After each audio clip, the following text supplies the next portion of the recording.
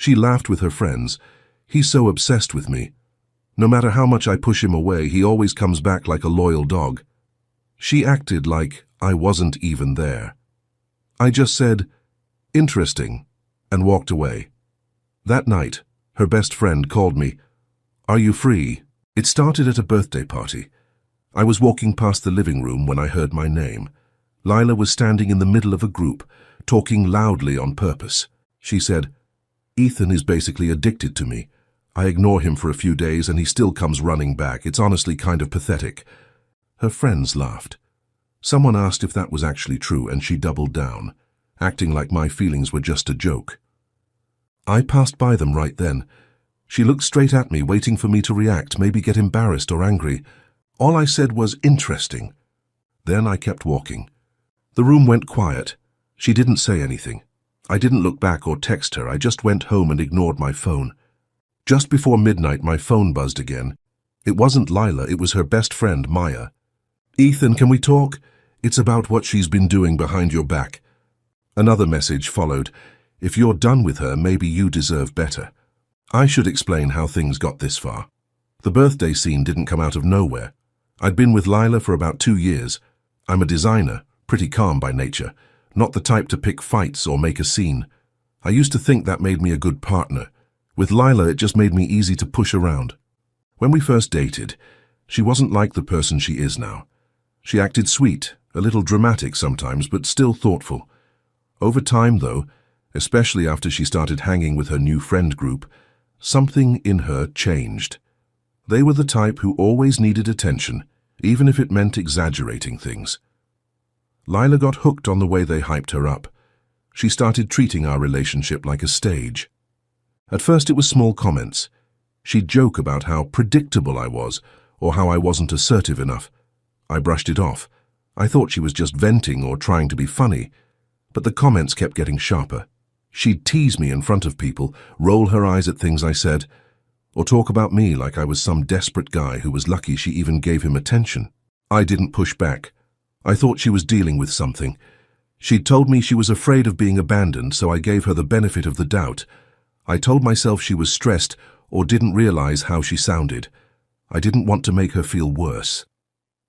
Then there was Maya, her best friend. She was different. She didn't join the jokes, but she didn't stop them either. Sometimes she gave me a sympathetic look, like she wanted to say something but didn't. She'd told Lila a few times that she was going too far with me, but it didn't change anything. Over time, I noticed something about Maya. She watched me. Not in a creepy way, just intentionally.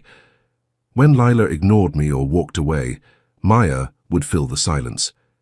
She'd ask about my day, comment on my designs, or say she wished people appreciated me more. At the time it seemed harmless, but looking back, there was a tone I should have noticed. The bigger problem was that Lila's behavior got worse. It started with club nights. She'd cancel plans to go out with the girls, only for me to see her tagged in a guy's story with his arm around her. When I asked, she said it was harmless and called me insecure. Then she did things on purpose to see my reaction, dancing too close to strangers, flirting in front of me, or bringing up her ex. It was deliberate. She was confident that no matter what she did, I'd stay. And for a long time she was right. I kept thinking she'd realized she was going too far. I gave her space, forgave small things, and ignored the obvious ones. Maya knew everything. She saw the club videos, heard how Lila talked about me behind my back, and just watched. But she never said anything. Later, she admitted she wanted Lila's behavior to blow up on its own. She didn't want to interfere before because she thought I wouldn't listen or would blame her instead, so it would be clear who treated me right. In her mind, that person was her. Even before the birthday party, things were falling apart. I didn't see it clearly until Lila humiliated me in front of everyone, like my loyalty didn't matter. That night wasn't the start. It was when everything finally made sense. After the party, I didn't say a word to Lila.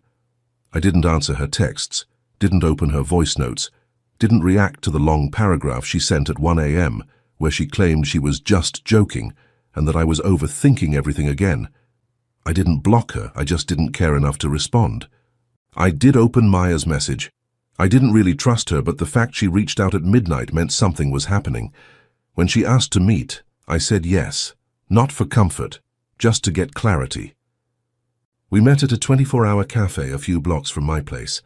Maya was already there with 2 coffees, one pushed toward me. When I sat down, she looked nervous. "Thanks for coming," she said quietly. "I'm here to listen, nothing more," I replied. She nodded, took a breath, and opened her phone. "Ethan, you need to hear how Lila has been talking about you. This wasn't the first time." I stayed quiet. She slid her phone across and pressed play.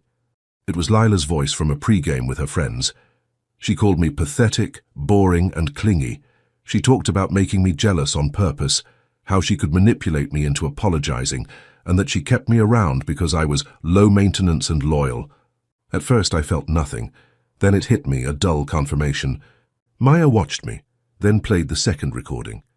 This one was from a club bathroom with Lila saying I wasn't man enough, and that she needed someone exciting. The third recording was the worst.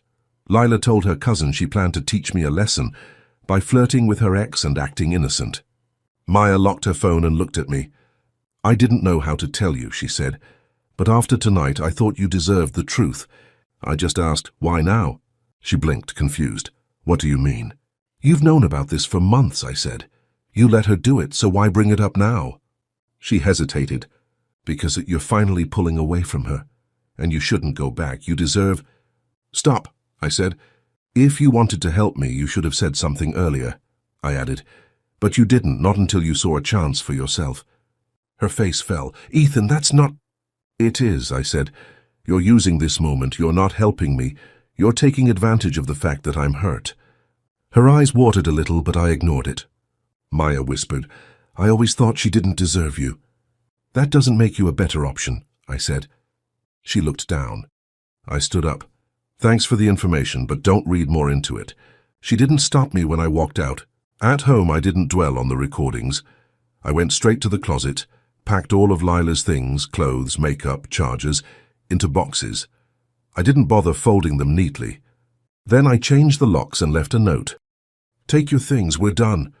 I taped it to the door, put the boxes outside, and finally slept without worrying for the first time in 2 years. Lila came back the next afternoon. She knocked loudly on my door, but I didn't open it. I just let her see the boxes and the note. She kept knocking for a couple of minutes. Then I heard her moving the boxes around and calling my name, her voice going from annoyed to confused. "Ethan, what is this? Can we talk? Please just open the door." I didn't. I stayed in my room listening to her try to piece things together. A few minutes later, her voice turned small. "Did Maya say something? She's jealous. She wants to ruin us." I didn't answer. Eventually, she went downstairs and sat on the steps, crying loudly, but I ignored it. I waited until it was quiet before leaving for work. The next morning, she caught me as I was unlocking my car. "Ethan, talk to me, please," she said, eyes red and hair messy. "You saw the note. I meant it," I said calmly. "No, Ethan, listen. Maya is lying. She hates that you're with me. She's been trying to come between us for months," she insisted. "Maya has her own problems. What she wants isn't my concern. I'm done with how you talk to me and treat me," I said. "Ethan, I was drunk. I was joking. Everyone jokes like that," she said, grabbing my arm. I pulled away. "You joked about humiliating me, manipulating me, using other guys to mess with my head. None of that is a joke," I said. Her face collapsed. "I didn't mean it like that. I didn't think you cared." "I cared too much," I said. "That was the problem." Before she could answer, Maya walked up. "I just wanted to check on you," she said awkwardly. "I know this is hard." "It's not hard, it's necessary," I said. Lila glared at her. "You did this, you always wanted him." Maya replied, "You humiliated him for months, don't blame me." They were about to argue, but I stopped them. "Both of you, stop. I don't want any of this, fighting, explanations, competition.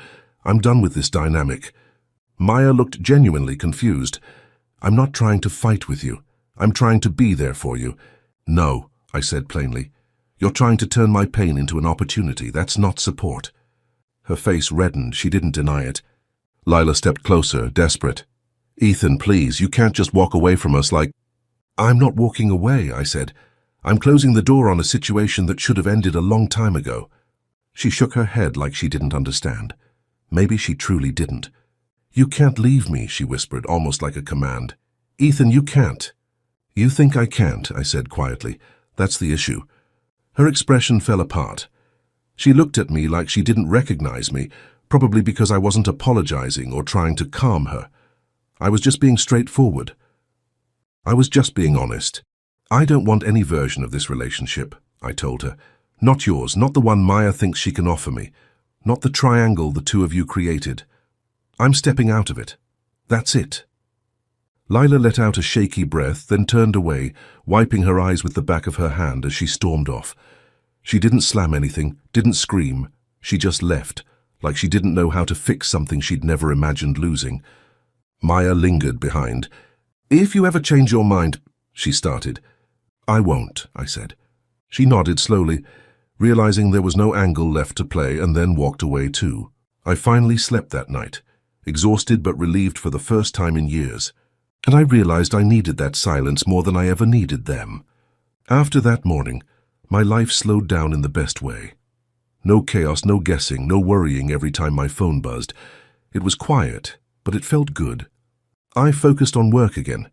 I used to enjoy design, but I had stopped because Lila's drama drained me. Now I could wake up, make coffee, put on music, and work without interruption. I slept better too. Real sleep, deep and peaceful. My co-workers noticed the change before I did. One of them told me my energy felt lighter, which sounded vague but honestly accurate. It was like stepping out of a room I hadn't realized was filled with smoke. Meanwhile, Lila wasn't doing well. I didn't stalk her or ask around, but people talk, especially mutual friends. One told me she'd tried getting back with her ex, only for him to reject her. Another said she kept bringing up my name at parties, switching between crying about me and insisting I'd come back eventually. Her friend group eventually stopped inviting her because of the drama. She texted me a few times after everything went down, but they weren't angry messages. They were long, apologetic ones, the kind I used to wish she would send when we were together. But reading them now, they didn't hit the way she probably expected. The words felt empty, like she was more upset about losing control than losing the relationship. I didn't respond. Maya reached out once too. She said she wanted to clear the air and make sure there wasn't tension between us. I appreciated the attempt, but I didn't need the conversation. I told her I wasn't upset, just uninterested in staying connected. She didn't fight it. She apologized for her part, but said she didn't want to complicate things further. I didn't hold anything against her, but I also didn't want to give her a chance to slide back into my life in a different role. Letting both of them go was easier than I expected. No second guessing, no checking in, just moving on. For the first time in years, I wasn't in a hurry to fill the space left behind. I wasn't chasing validation or trying to prove something to myself. I wasn't trying to win the breakup. I was just existing, and it felt surprisingly good. I reconnected with hobbies I'd dropped. I started working out again, not to impress anyone, but because it made me feel better. I met new people, but I didn't jump into anything romantic. I wasn't avoiding relationships. I just didn't feel the pressure to be in one. What surprised me most was how quickly my life stabilized, once the wrong people were no longer in it. There was no dramatic rebuild, no transformational journey. It was just small adjustments, daily routines, healthier boundaries, clearer expectations, that slowly added up to a steadier version of myself. And looking back, I realized something I had ignored for too long. I had been trying to rescue a relationship that only survived because I kept choosing patience over self-respect. And taking it was the smartest thing I'd done in years. In the end, I learned that walking away doesn't always have to be loud or angry.